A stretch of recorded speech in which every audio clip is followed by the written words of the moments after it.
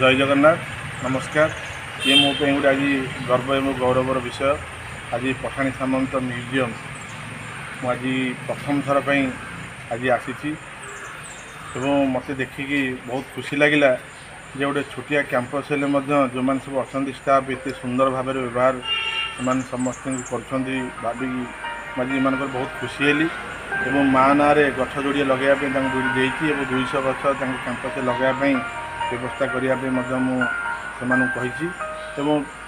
शुणा पाइली बिल्डिंग वर्तमान जहाँ अवस्था अच्छी आज आर्किटेक्ट मुझे देखिली सब जगह पानी बर्तमान पानी रोची और बिल्डिंग स्थिति ठीक ना।